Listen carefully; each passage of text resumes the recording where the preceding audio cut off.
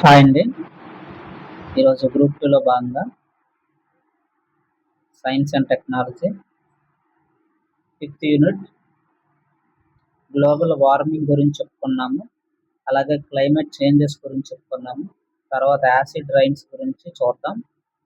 తర్వాత ozone layer depletion. ఇలా ఇవన్నీ 1 by 1 ఒక్కొక్కటి చూద్దాం. ఫస్ట్ మనకి యాసిడ్ రైన్స్.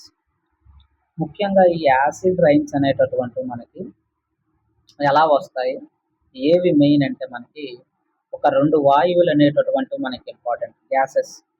ఒకటి మనకి సల్ఫర్ డయాక్సైడ్, ఇంకొకటి మనకి నైట్రోజన్ ఆక్సైడ్స్. నైట్రోజన్ సంబంధించినటువంటి అన్ని ఆక్సైడ్స్ని ఎక్స్ రూపంలో సూచిస్తామన్నమాట. ఇవన్నీ కూడా మనకి ఏంటంటే గాలిలో ఉండేటటువంటి నీటి ఆవిరితోని ఆక్సిజన్తోని చర్య జరిపి మనకి ఇలా ఫార్మేషన్ అవుతాయి.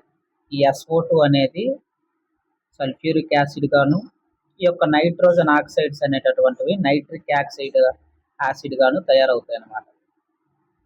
ఇలా తయారవడం వల్ల యాక్చువల్గా అవి నార్మల్గా ఉంటాయి, వాటికి కొంచెం గాఢత యాడ్ అవుతుంది అనమాట. ఎసిడిటీ యాడ్ అవ్వడం వల్ల మనకి ఒకే దగ్గరకు వచ్చి చేరిపోతాయి అన్నమాట. అలా చేరిపోవడాన్ని మనం ఏమంటామంటే గాలిలో ఉండేటటువంటివి ఇవన్నిటితోనే కలిసి ధూళి కణాలు ఉంటాయి, పొగమంచు ఉంటుంది, ఇవన్నిటితో కలిసి అక్కడ ఏది ఉంటే వాటితో కలిసిపోతాయి. ఒకవేళ పొగమంచుతో కలిస్తే ఆ ఆటి రూపంలో విడుదలవుతాయి. అదే వర్షంతో కలిస్తే యాసిడ్ రైన్స్గా ఫార్మేషన్ అవుతాయి అన్నమాట. దాన్నే మనం యాసిడ్ రైన్స్ అని అంటామన్నమాట. సర్వసాధారణంగా మనం టెర్మినాలజీ అలాగొస్తుంది. అయితే ఇక్కడ మెయిన్ మనకి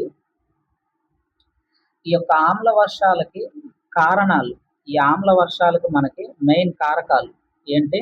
మెయిన్ కారకాలు మనకి ఇంపార్టెంట్ సల్ఫర్ డయాక్సైడ్, అలాగే నైట్రోజన్ ఆక్సైడ్కి సంబంధించినటువంటివి అన్నమాట. అయితే ఇవి ఎలా ఫార్మేషన్ అవుతాయి ముందు మనం తెలుసుకోవాలి. ఈ యొక్క ఫార్మేషన్ అనేటటువంటిది ఇంపార్టెంట్. ముఖ్యంగా మనకి ఈ యొక్క ఫార్మేషన్ గురించి కానీ మనం చూసుకున్నట్లయితే ప్రధాన వాయువులు ఏమన్నాము? సల్ఫర్ డయాక్సైడ్, అలాగే నైట్రస్ లేదా నైట్రోజన్ ఆక్సైడ్. ఈ 2 కారణం. ముందు ఇవి ఎలా ఏర్పడతాయంటే మనకి ఈ యొక్క బొగ్గు ఈ కేంద్రాలు ఉన్నాయి కదా, ఇవి కాల్చినప్పుడు మనకి ఏంటంటే సల్ఫర్ ఉంటుంది అందులో. అవి కాల్చడం వల్ల మండించడం వల్ల మనకి సల్ఫర్ ఉంటుంది అనమాట.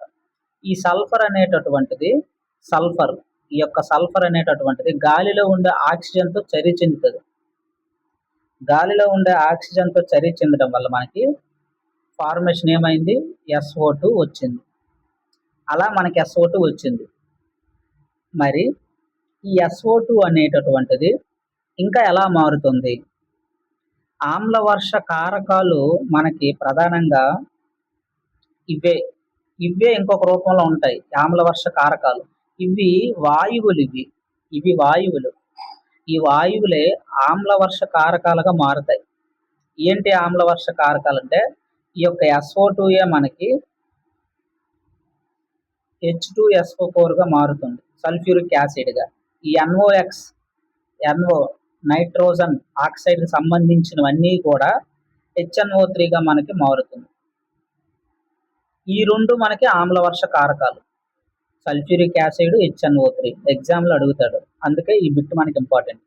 కారకాలు మెయిన్ ఏంటంటే సల్ఫ్యూరిక్ యాసిడ్, HNO3 గుర్తించుకుంటే సరిపోతుంది.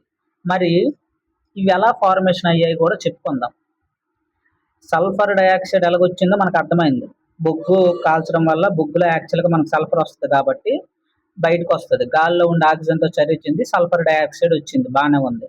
మరి H2SO4 ఎలాగొచ్చింది? ఎలా వచ్చిందంటే ఇక్కడ మనకి చూసుకుంటే సల్ఫర్ డయాక్సైడ్ దగ్గర ఉన్నాం. ఈ యొక్క SO2 ఏమవుతుందంటే వాతావరణంలో ఉండేటటువంటి ఆక్సిజన్ గాఢత ఎక్కువ అవుతుంది అనమాట. వాతావరణం ఎప్పుడు ఒకేలా ఉండదు.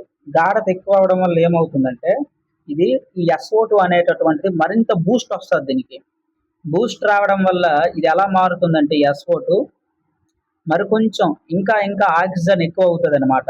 తోడయ్యి ఇది మనకి SO3గా మారుతుంది. SO3గా మారుతుంది.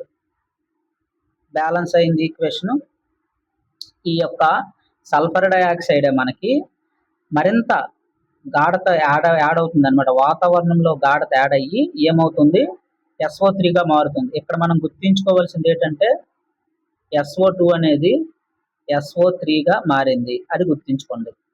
ఈ ఈక్వేషన్లో SO2 అనేది SO3గా మారింది. మరి ఇంకా తదుపరి రియాక్షన్లో ఏం జరుగుతుందంటే, మరి కొంచెం ఒక అడుగు ముందుకేసి గాలిలో ఉండే ఆక్సిజన్తో చర్య చెంది SO3గా ఫార్మేషన్ అయ్యింది ఈ యొక్క సల్ఫర్ డయాక్సైడ్. ఇదే సల్ఫర్ డయాక్సైడ్ SO3గా మారిందని చెప్పుకున్నాం కదా, ఇది గుర్తుంచుకోండి. ఈ SO3 అనేటటువంటిది మళ్ళీ మనకి ఏమవుతుందంటే వాటర్తో చర్య చెంది మనకి H2SO4గా ఫార్మేషన్ అవుతుంది. అలా మనకి సల్ఫ్యూరిక్ యాసిడ్ అనేటటువంటిది వస్తుంది అనమాట. Step by step. ఫస్ట్ స్టెప్లో ఏమైంది, కోల్లో మనకి బొగ్గులో మనకి సల్ఫర్ ఉంటుంది, అది మండించడం వల్ల మనకి సల్ఫర్ డయాక్సైడ్ వచ్చింది. సల్ఫర్ డయాక్సైడ్ ఏమైంది, గాలిలో ఉండే ఆక్సిజన్తో చర్య చెంది ఎక్కువ అసిడిటీ ఫార్మేషన్ అవ్వడం వల్ల మనకి ఆక్సిడేషన్ జరగడం వల్ల SO3 అయింది. ఈ SO3 వాటర్తో చర్య చెంది H2SO4గా మనకి మారింది. ఇది గుర్తుంచుకోవాలి. రెండోది ఏంటి, నైట్రోజన్ ఆక్సైడ్ అన్నాం కదా. నైట్రోజన్ ఆక్సైడ్ ఏంటి, NOx. ఈ X అంటే దీనికి సంబంధించినవన్నీ వాయువులు అనే అర్థం. ఇక్కడ ఎలా మారుతుంది, HNO3 అన్నాం. ఈ యొక్క HNO3 ఎలా వచ్చింది, HNO3 ఈ యొక్క HNO3 మనకి ఎలా వచ్చిందంటే, యాక్చువల్గా మనకి ఈ నైట్రోజన్ ఆక్సైడ్ ఉంది కదా, ఇది అధిక ఉష్ణోగ్రతతో మనకి వాతావరణం ఎప్పుడు ఒకేలా ఉండదు. ఎప్పుడైతే అధిక ఉష్ణోగ్రత వస్తుందో నైట్రోజన్ అనేటటువంటిది ఆక్సిజన్తో చర్య చెందుతుంది. నైట్రోజన్ ఆక్సిజన్తో చర్య చెందడం వల్ల మనకి ఈ యొక్క NO కాంపోనెంట్స్ వస్తాయి. NO అంటే ఏంటి, నైట్రోజన్ ఆక్సైడ్స్. ఈ యొక్క నైట్రోజన్ ఆక్సైడ్స్ అనేటటువంటి వస్తాయి ఎప్పుడు, ఆక్సిజన్తో చర్య చెందినప్పుడు. అదే ఈ యొక్క NO ఏమవుతుందంటే మరికొంచెం గాఢత వాతావరణంలో ఉండడం వల్ల ఈ యొక్క 2NO అనేటటువంటిది మరికొంచెం ఆక్సిజన్తో తోడయ్యి మరికొంచెం ముందుకెళ్తుంది అనమాట, నైట్రోజన్ ఆక్సైడ్గా మారుతుంది. ఇది 2NO2గా మారింది. ఇలా మరికొంచెం దీనికి ఆక్సిజన్ వాటర్ తోడయ్యింది. ఈ యొక్క 2NO2కు గుర్తించుకోండి, ఇది ఈ యొక్క 2NO2కు మరికొంచెం ఈక్వేషన్ బ్యాలెన్సింగ్కి ఈ యొక్క NO2ని ఏం చేశానంటే మరికొంచెం ఆక్సిజన్ మరికొంచెం వాటర్ యాడ్ అవుతుంది అనమాట. ఫైనల్గా యాడ్ అయ్యి ఇది ఎలాగైంది, మనకి ఇప్పుడు HNO3 వచ్చింది. ఇలా మనకి HNO3 వస్తుంది అనమాట. ఫైనల్గా మనం గుర్తుంచుకోవాల్సింది, గాలిలో ఉండే ఆక్సిజన్ వాటరు ఈ యొక్క నైట్రోజన్ ఆక్సైడ్ కాంపోనెంట్స్ చేరడం వల్ల HNO3 వస్తుందని గుర్తుంచుకోవాలి. ఇది మనకి ఆమ్ల వర్షాలకి కారణమైనటువంటి H2SO4 అలాగే HNO3 ఎలా వచ్చాయో చూసాం. ఇది బేసిక్. అయితే ఈ ఆమ్ల వర్ష పదాలు అనేటటువంటివి మొట్టమొదటి పదం ఎవరు కనిపెట్టారు, ఎవరంటే మనకి రాబర్ట్ స్మిత్ అనేటటువంటి వ్యక్తి ఆమ్ల వర్షానికి పదాన్ని మొట్టమొదటిగా కనిపెట్టాడు అనమాట. మరి గ్లోబల్ వార్మింగ్ ఎవరు కనిపెట్టారని చెప్పుకున్నాం, గ్లోబల్ వార్మింగ్ ఎవరు కనిపెట్టారని చెప్పాం, పదం బోయకర్ అని చెప్పాను. బోయకర్. సరే, అది పక్కన పెడదాం. ఇప్పుడు రెండు ఎలా వచ్చాయో మనకు అర్థమైపోయాయి. మరి దీనికి ప్రధాన కారణాలు ఏంటి, యాసిడ్ రైన్కి? ఇక్కడ మెయిన్గా మనకి యాసిడ్ రైన్స్, ఈ యొక్క యాసిడ్ రైన్స్ ప్రధాన కారణాలు ఏంటో చూద్దాం. మనకు తెలుసు, బొగ్గు ఆధారిత విద్యుత్ కేంద్రాలు అయితేనేమి, అలాగే పరిశ్రమల వల్ల అయితేనేమి, ఇటువంటి అలాగే వాహనాల వల్ల, ఇవన్నిటి వల్ల ఈ HNO3 అలాగే నైట్రోజన్, ఈ యొక్క నైట్రోజన్కు సంబంధించిన వాయువులు అలాగే H2SO4 వాయువులు వస్తాయన్నమాట. ఇవన్నీ ఎగ్జాంపుల్స్. అసలు ముందు ఈ యొక్క యాసిడ్ రైన్ ఎలా ఏర్పడుతుంది? ఇప్పుడు మనం చెప్పుకున్నాం. యాసిడ్ రైన్ ఎలా ఏర్పడుతుందంటే 1/1 ప్రాసెస్ చెప్పుకున్నాం. మొదటి దశలో ఏమవుతుంది? ఏదైతే మనం బొగ్గు ఇటువంటి ఫాజిల్ ఫ్యూయల్స్ ఉంటాయో శిలాజ ఇంధనాలని కాలుస్తామో అప్పుడు మనం ఏమొస్తుందని చెప్పుకున్నాము? అందులో బొగ్గులో మనకు సల్ఫర్ ఉంటుంది. దాంతో రియాక్షన్ చెంది ఆక్సిజన్‌తో రియాక్షన్ చెంది సల్ఫర్ డయాక్సైడ్ వస్తుందని చెప్పుకున్నాం. రెండో దశలో ఏమవుతుంది? ఏమని చెప్పుకున్నాము? ఈ యొక్క వాతావరణంలో ఉండేటటువంటి ఆక్సిడేషన్‌కి లోనయ్యి, ఆమ్లత్వానికి లోనయ్యి ఈ యొక్క SO3 అనేది వాటర్‌తో కలిసి H2SO4గా ఏర్పడుతుంది అని చెప్పుకున్నాం. సల్ఫ్యూరిక్ యాసిడ్ ఎలా వస్తుందో. అదేవిధంగా ఈ యొక్క నైట్రోజన్ ఆక్సైడ్ కూడా చెప్పుకున్నాం HNO3 ఎలా వస్తుందని. అయితే వాల్యూస్ డిఫరెంట్‌గా ఉంటాయి. Power of hydrogen pH value logarithmic value చూసుకుంటే ఈ యొక్క నేమ్స్‌లో డిఫరెన్స్ ఉంటాయన్నమాట.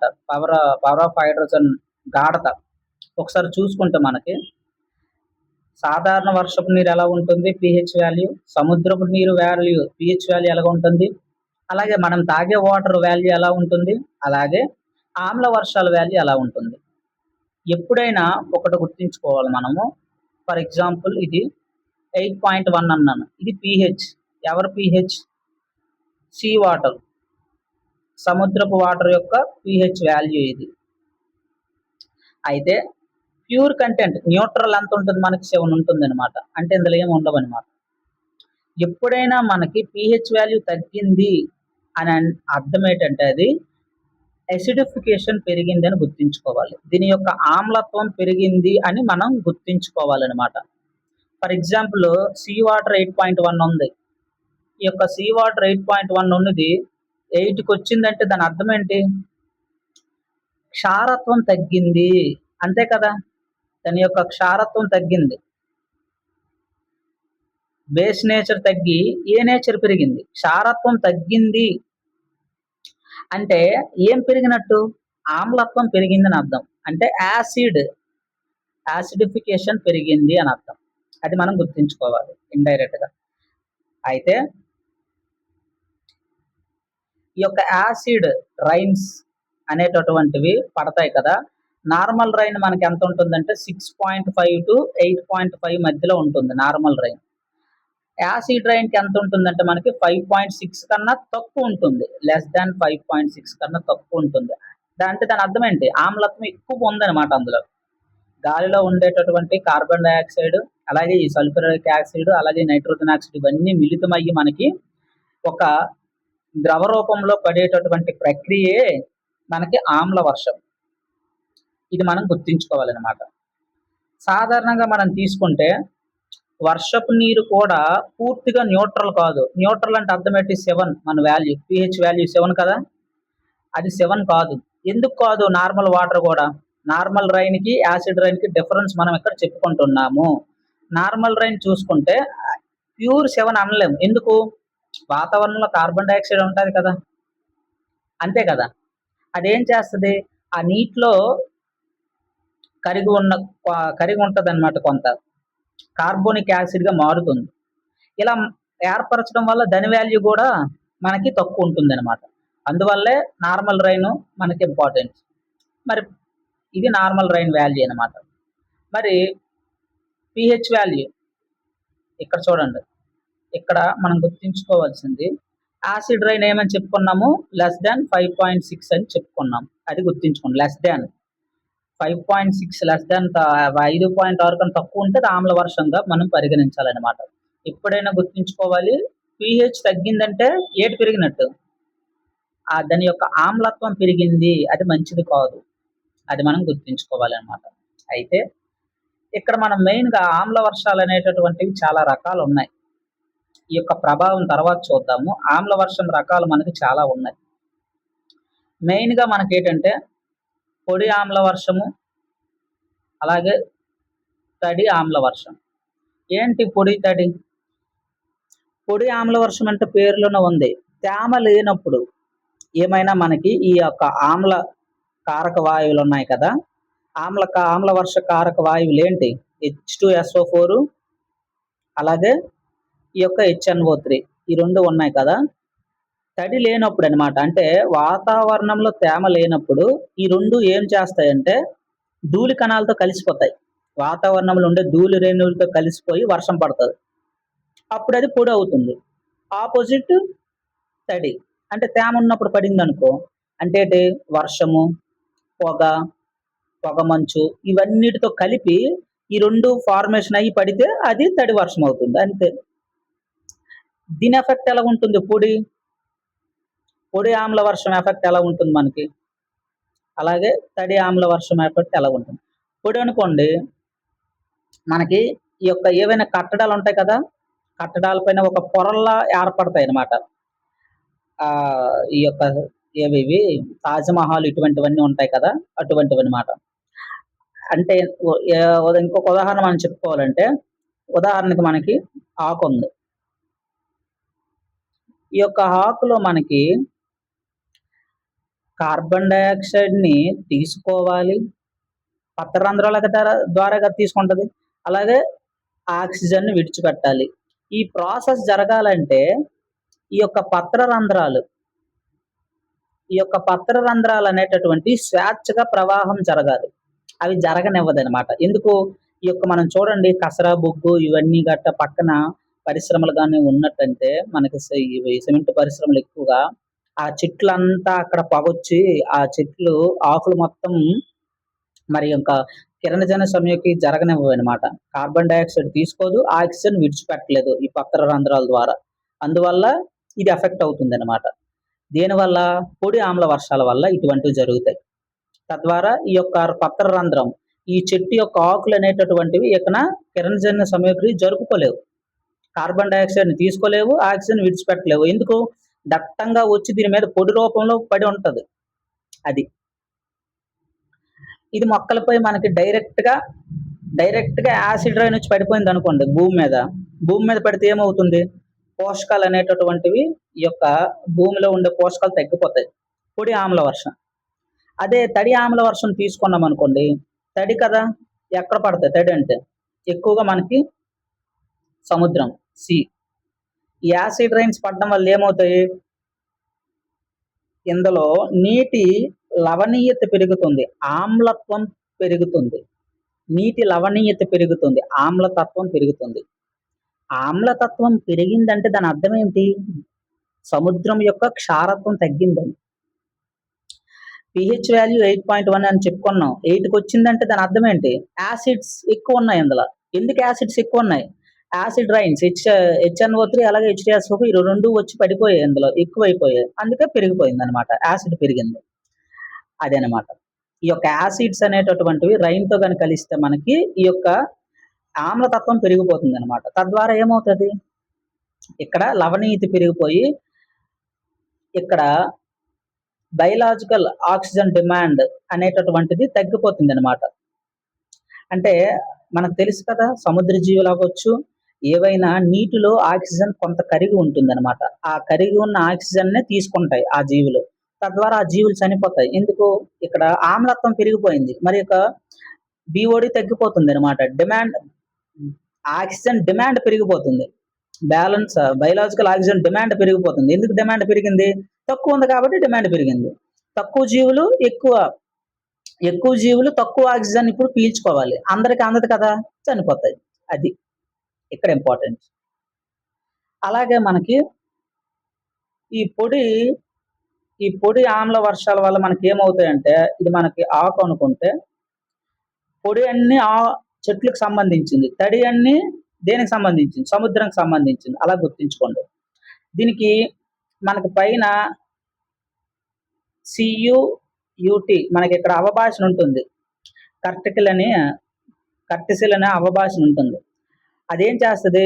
రోగ నిరోధక శక్తిని ఈ యొక్క మొక్కలు కాపాడుకుంటాయన్నమాట. ఆ యొక్క అవభాషణ అనేటటువంటి పొర ఉంటుంది మనకి. 10థ్ క్లాస్‌లో గట్టా వస్తుంది. ఈ యొక్క అవభాషణ అనేటటువంటిది పూర్తిగా దెబ్బతిని రోగనిరోధక శక్తి తగ్గిపోతుందన్నమాట దానికి. పొడి ఆమ్ల వర్షాల వల్ల. అలాగే తడి ఆమ్ల వర్షాలు ఏమవుతుంది? ఆహారపు గొలుసు దెబ్బతింటది. ఎందుకు? జీవులన్నీ చనిపోతాయి కదా! ఆక్సిజన్ అనేటటువంటిది అందక ఆమ్లత్వం పెరిగిపోయి మనకి ఇవన్నీ జరుగుతాయి. అలాగే ఇంకా మనం చెప్పుకుంటే మొత్తానికి నేల అనేటటువంటిది మనకి ఏమవుతుందంటే క్షారత్వం కోల్పోయి ఎక్కువగా ఆమ్లత్వం వస్తుందనమాట. అది డిసడ్వాంటేజ్‌గా మనం చెప్పుకోవచ్చు అనమాట. నేలకి క్షారత్వం పోయి ఆమ్లత్వం వస్తే నష్టం ఏమిటి అని అడగొచ్చు. డైరెక్ట్‌గా ఇది భూమి అనుకుంటే, ఈ భూమి పైన ఈ యొక్క వర్షాలు, ఆమ్ల వర్షాలు డైరెక్ట్‌గా పడిపోతే ఏమవుతుంది? పంట దిగుబడి తగ్గిపోద్ది ఈ యొక్క ఆమ్లత్వం వల్ల. అది ఇక్కడ ఇంపార్టెంట్. అలాగే ఇది ఇందాక చెప్పుకున్నాం పొడి ఆమ్ల వర్షాల వల్ల ఏమవుతాయి అని చెప్పుకున్నాము. కట్టడాల పైన పొరల్లాగా ఉంటుందండి. తాజ్‌మహల్ ఉంది. దీనిపైన పొరలాగా ఏర్పడతాయి అన్నమాట. ఏమవుతాయి? ఆ రాక్ స్టోన్స్ అనేటటువంటివి ఆ యొక్క మార్బుల్‌కి క్యాన్సర్ వస్తది. అంటే సున్నప్రాయ అనేటటువంటిది ఆమ్ల వర్షాలతో చర్య చెందడం వల్ల అది జిప్సంగా మారిపోద్దనమాట. అది కాల్షియం కార్బోనేట్ ఉంటుందనమాట. ఇది మనకు మెయిన్ డేంజర్. దీనివల్ల ఇవన్నీ మనకి పసుపు రంగులోనికి గట్ట మారిపోతుంటాయి. అలాగే సూక్ష్మజీవుల పైన కూడా ప్రభావం ఎక్కువగా చూపుతాయి అన్నమాట. ఈ యొక్క సూక్ష్మజీవులు కూడా మష్రూము ఇటువంటివన్నీ కూడా ఏమవుతాయి? శిలీంధ్రాలు. ఇవన్నీ కూడా అలాగే ఈస్ట్ ఈ కిణ్వన ప్రక్రియలో మరేవి పాల్గొవు. డైరెక్ట్‌గా ఆమ్లరసం వచ్చి పడిపోతే అవేమి బతకలేవు, చనిపోతాయి. అది ఈ యొక్క పాలను పెరుగుగా మార్చేటటువంటి లాక్టోబాసిల్లస్ అలాగే నత్రజని స్థాపనకు కావలసినటువంటి ఈ యొక్క రైజోబియం లెగ్యుమినిసారం అనేటటువంటి బ్యాక్టీరియా ఇవన్నీ ఎఫెక్ట్ అవుతాయి. చాలా ఇంపార్టెంట్, నోట్ చేసుకోండి. ఇలా మనకి ఈ యొక్క యాసిడ్ రైన్స్ ఇన్ని రకాలుగా మనం ఉన్నాయని చెప్పుకోవచ్చు అనమాట. ఇవన్నీ పోయి ఏమవుతాయంటే ఆమ్లతత్వం పెరిగిపోవడం వల్ల అల్యూమినియము, పాదరసము, సీసము, భారలోహాలు వచ్చేస్తాయి అన్నమాట. అది ఇంపార్టెంట్. ఇవన్నీ రావడం వల్ల ఈ భారలోహాలు వచ్చేస్తాయి, దెబ్బతీస్తాయి అన్నమాట. చాలా ఇంపార్టెంట్. ఈ యాసిడ్ రైన్స్ వల్ల ఇప్పుడు మనం చూద్దాం ప్రభావాలు ఏంటి చూడండి. న్యూట్రియంట్స్ ప్రభావితం అవుతాయి అన్నమాట. ముఖ్యంగా ఈ నేలలో ఉండేటటువంటి మనకి న్యూట్రియంట్స్ ప్రభావితం అవుతాయి. ఇవి కాల్షియం, మెగ్నీషియం, పొటాషియం ఇవన్నీ ప్రభావం అవుతాయి. అవి ప్రభావితం అయితే మనకేంటి అని అడగవచ్చు. ఎందుకంటే ఉదాహరణకు మనకి మెగ్నీషియం ఉంది. అలాగే మెగ్నీషియం అనేది దేనికి? ఆకులు పచ్చగా ఉండడానికి. ఆకులు మనకి ఈ ఆకులు అనేటటువంటివి పచ్చగా ఉండడానికి ఎవరు ఉండాలి? మెగ్నీషియం ఉండాలి. మరి అదే పోతే మరి ఎలా ఉంటాయి? అందుకు. అలాగే మనకి పొటాషియం అనేటటువంటిది రోగ నిరోధక శక్తి అనమాట. అందుకే అది కూడా ఉండాలి. ఇది పొటాషియం. ఇలా ప్రతిదీ కూడా మనకి కాల్షియం మొత్తం చెట్టు యొక్క ఎదుగుదలకి ఇవన్నిటికి మనకి టోటల్ అన్నిటికీ ఉపయోగపడుతుంది. ఒకటని చెప్పలేము. కాబట్టి యాసిడ్ రైన్స్ వల్ల ఇవన్నీ నష్టపోతాం. ఇవన్నీ పోయి ఏమవుతాయి? ఇవన్నీ పోయి మనకేమవుతుంది? న్యూట్రన్స్ అయాన్స్ అనేటటువంటివి లీచింగ్ ద్వారా తగ్గవచ్చు. లీచింగ్ అంటే ఏమని చెప్పాము? మన సైన్స్ అండ్ టెక్నాలజీ క్లాసులు విన్నోరు ఎవరైనా లీచింగ్ అంటే వెంటనే చెప్పేస్తారు. లీచింగ్ అంటే అర్థం ఏంటి? ఘన పదార్థాలు అనేటటువంటివి ద్రవ పదార్థాలుగా మారి పొల్యూషన్ని ఇంక్రిమెంట్ చేస్తాయి అన్నమాట. మనం ఏదో ఒకటి ఘన పదార్థాలని డంప్ చేసాం, భూమిలో పాతి పెడితే కొన్ని రోజులకి ఇది ఏదవుతాయి? భూమిలో ఉండేటటువంటి పీడనము, ఉష్ణోగ్రత వల్ల ద్రవ రూపంగా మారుతాయి. ఇక్కడ నువ్వు బోర్ తవ్వావు, ఈ వాటర్ తాగావు, నువ్వు ఎఫెక్ట్ అవుతావు. అది దాన్ని లీచింగ్ అంటాం. ఘన పదార్థాలు ద్రవ రూపంలోకి మారి మనకి హానికరం ఇస్తాయి. అలాగే అల్యూమినియం చెప్పుకున్నాం కదా, ఇటువంటి మూలకాలు ఎక్కువగా రావడం వల్ల మొక్కల వేర్లకి హాని కలుగుతుంది అనమాట. చాలా ఇంపార్టెంట్. ఇవన్నీ చెప్పుకున్నాం. అలాగే నీటి వనరులపైన ప్రభావం ఉంటుందని ఇప్పుడే చెప్పుకున్నాం. యాసిడ్ రైన్స్ చూడండి, యాసిడ్ రైన్స్ వల్ల ఏమవుతాయి? ఈ సరస్సులు కానీ, చెరువులు కానీ, నదులు కానీ వీటి యొక్క pH వాల్యూ తగ్గిపోతాయి. pH వాల్యూ తగ్గిపోతే ఏమవుతుంది? ఇప్పుడే చెప్పుకున్నాం. ఎప్పుడైనా pH వాల్యూ తగ్గిందంటే ఏం పెరుగుతుంది? యాసిడ్ రైన్స్, ఆమ్లత్వం ఎసిడిటీ పెరుగుతుంది, లవణీయత పెరిగిపోతుంది, ఆమ్లత్వం పెరిగిపోతుంది. ఆమ్లత్వం పెరిగిపోతే ఆటోమేటిక్గా మనకి BOD వస్తుంది, బయలాజికల్ ఆక్సిజన్ డిమాండ్ వస్తుంది, జీవులు చనిపోతాయి. అందుకే నీటి వనరులు కూడా ప్రభావం చూపిస్తుంది. అవేటి? చేపలు అనేటటువంటివి గుడ్లు మరి అక్కడితో తగ్గుతాయి, పెట్టలేవు అంతగా. అలాగే జలచర జీవుల మీద మనకి ఇంపాక్ట్ పడుతుంది. ఇవన్నీ ఇంపార్టెంట్ అనమాట. చూసుకోండి ఒకసారి. అలాగే అడవులు ఇది కూడా చెప్పుకున్నాం. యాసిడ్ రైన్స్ అనేటటువంటి డైరెక్ట్ గా ఫారెస్ట్ మీద పడిపోయాయి. పడిపోతే ఏమవుతాయి? నేలలో న్యూట్రియన్స్ తగ్గిపోతాయా? వాటి యొక్క వేర్లు డ్యామేజ్ అవుతాయా? అవునా కాదా? ఇవన్నీ కూడా మనకి ఇంపార్టెంట్ అనమాట. ఫారెస్ట్ ఎకోసిస్టమ్ అంటే దెబ్బతింటది, ఇంపార్టెంట్. కాబట్టి ట్రీ యొక్క ఆరోగ్యం, హెల్త్ అనేటటువంటి తగ్గిపోతుంది మొత్తానికి. ఈ యాసిడ్ డిపోజిషన్ అనేటటువంటిది ఎక్కువైతే అంటే అర్థం ఏంటి? ఆమ్లత్వం అనేటటువంటిది ఒక దగ్గర వచ్చి చేరుకుపోతే చెట్లు బలహీన పడిపోతాయి. గాలి అక్కడ భూమిలో ఉండేటటువంటి వాటి యొక్క లవణీయతలు, న్యూట్రియంట్స్, వనరులు అన్ని తగ్గిపోతాయి. తద్వారా ట్రీ అనేటటువంటిది బలహీన పడుతుంది. అలా ఫారెస్ట్ ఎకోసిస్టమ్ దెబ్బతింటుంది. భవనాలు ఇవన్నీ చెప్పుకున్నాం, స్మారక చిహ్నాలు. ఇప్పుడు చెప్పుకున్నాం కదా, ఆ మంచి మంచి కట్టడాలు, ఈ యొక్క రెడ్ ఫోర్ట్ అయితేనేమి, అలాగే తాజ్ మహల్ ఇవన్నీ పోతాయి అనమాట. ఎందుకు? ఈ లైమ్ స్టోన్ మరియు మార్బుల్ ఇటువంటి వాటితో ఉన్నాయి కదా, ఈ వేటితో అయితే కడతామో ఇవి మనకి ఏమవుతాయి? కాల్షియం కార్బోనేట్, ఈ ఆధారిత పదార్థాలతో మనకి చర్య జరుగుతాయి అనమాట. ఆటోమేటిక్గా ఏమవుతుంది? ఈ కాల్షియం కార్బోనేట్ తోని ఇవన్నీ లైమ్ స్టోన్ మరియు మార్బుల్ అంటే ఏంటి? అవి కాల్షియం కార్బోనేటే కదా. వాటితోని సల్ఫ్యూరిక్ యాసిడ్ సరిచింది ఏం చేస్తాయి? కాల్షియం సల్ఫ్యూరిక్ యాసిడ్ అనేటటువంటిది మరియు గాలిలోనికి వాటరు, కార్బన్ డైఆక్సైడ్ ని బయటకు వదులుతుంది అనమాట. ఎప్పుడైనా మనము లైమ్ స్టోన్ కానీ మార్బుల్ కానీ మనం వేయకూడదు అనమాట. వేస్తే ఏమవుతాయి? అవి కాల్షియం కార్బోనేట్ తో చర్చింది ఆమ్లత్వానికి గురవుతాయి. ఎప్పుడైతే ఆమ్లత్వం గురవుతాయో వాటి యొక్క ఇంతకు ముందు ఉన్న శోభ ఉండదు, అలాగా తగ్గిపోతుంది అనమాట. అది ఇంపార్టెంట్. ఆటోమేటిక్ గా ఏమవుతుంది? సర్ఫేస్ ఎరోజన్ జరుగుతుంది, డిస్కరలేషన్ జరుగుతుంది, డీటెయిల్స్ మొత్తం టోటల్ బలహీనం అయిపోతాం. ఉదాహరణ తాజ్మహల్, ఆగ్రా ఇవన్నీ లైమ్ స్టోన్ తో నిర్మించినవే. ఎప్పుడైతే ఈ పాలరాతితో నిర్మిస్తామో ఏం చేస్తాయి? ఈ CaCO3 తోని ఈ యొక్క H2SO4 చర్చింది మనకి టోటల్ గా డ్యామేజ్ చేస్తాయి అనమాట, పసుపు మార్చేస్తాయి. ఇవన్నీ మనం గుర్తించుకోవచ్చు. ఓకేనా? అది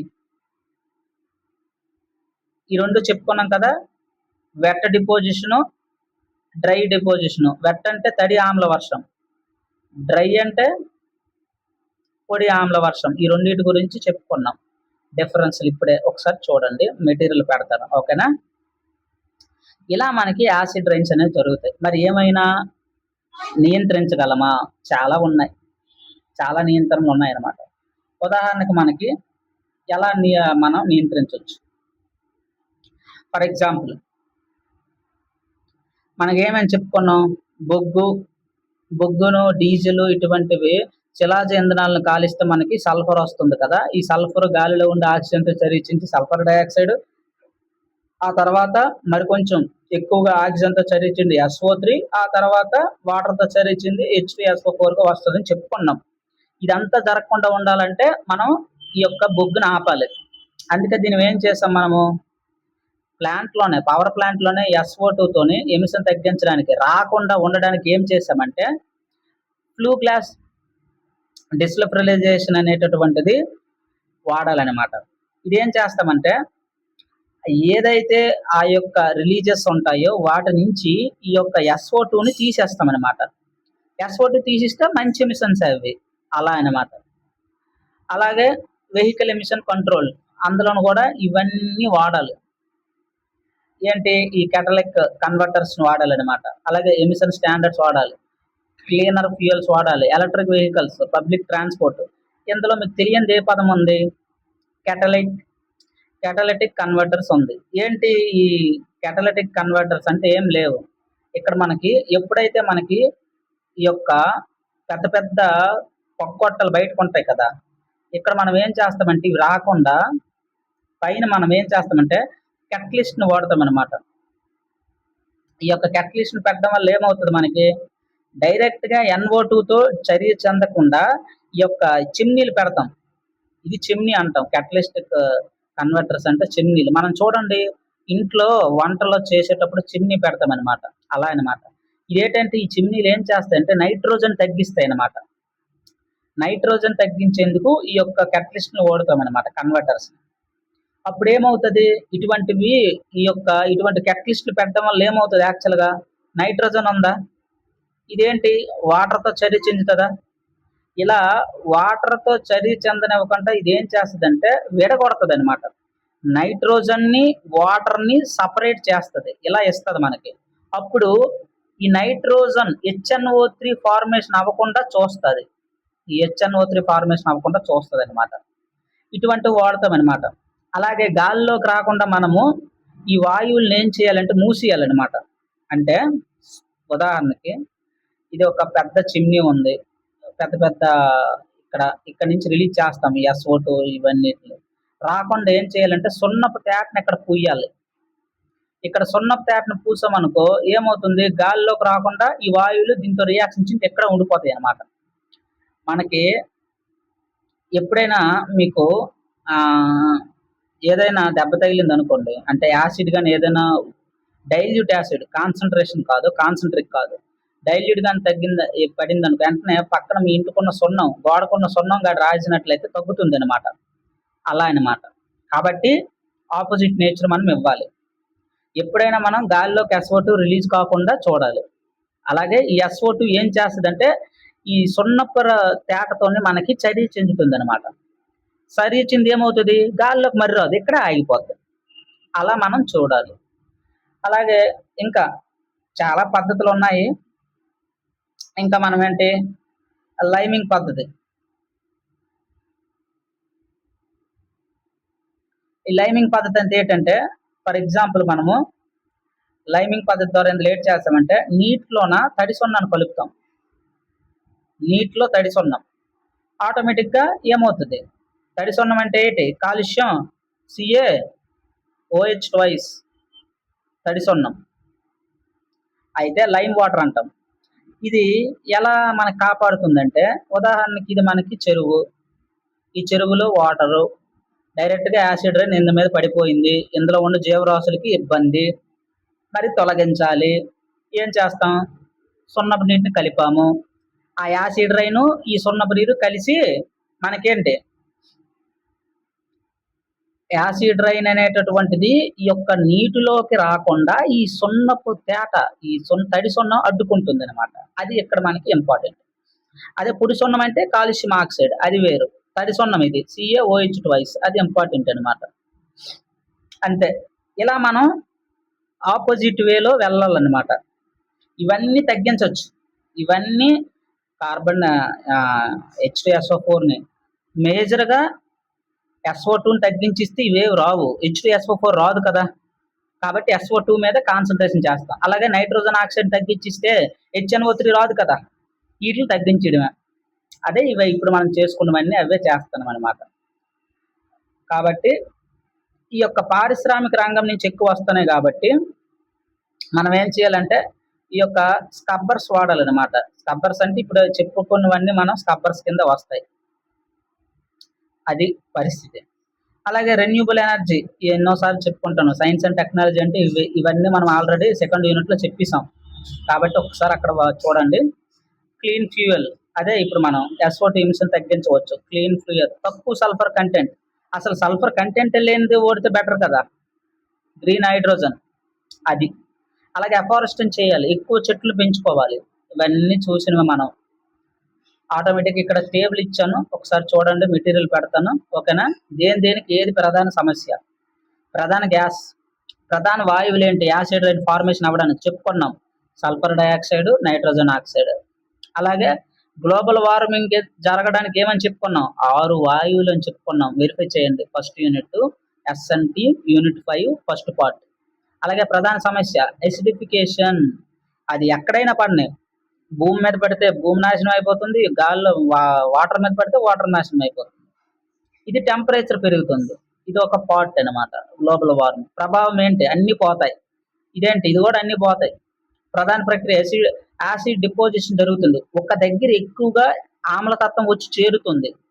అది ఎన్హాన్స్డ్ గ్రీన్ హౌస్ ఎఫెక్ట్, ఇది మనకు తెలుసు. హరిత ఉద్గార ప్రభావం అనేటటువంటి పెరుగుతుంది, దాన్ని తగ్గించుకోవాలి. అది కంపారిజన్ అనమాట. ఇదంతా 1 మార్క్ క్వశ్చన్స్ కూడా పెట్టాం మనము, ఓకేనా. ఇది ఒకసారి చూడండి, సాయిల్ ఎసిడిఫికేషన్ ఎలా జరుగుతుంది, ఇవన్నీ పైన చెప్పినవే. ఒకసారి చూడండి, క్వశ్చన్స్ అండ్ ఆన్సర్స్ కూడా పెట్టాను. కాబట్టి ఒకసారి ఇవన్నీ చూసుకోండి, ఆన్సర్లు ఇవన్నీ డిస్కస్ చేసిందే ఇక్కడ క్వశ్చన్ అండ్ ఆన్సర్ టైప్లో పెట్టామన్నమాట. ఎన్ని రకాలు ఉన్నాయి, యాసిడ్ డిపోజిషన్ ఎన్ని ఉన్నాయి చెప్పుకున్నాం కదా, వెట్, డ్రై. యాసిడ్ రైన్లో pH వాల్యూ ఎలా ఉంటుందని చెప్పాం, సాధారణ వర్షం కంటే తక్కువ అన్నాం, అంతే కదా.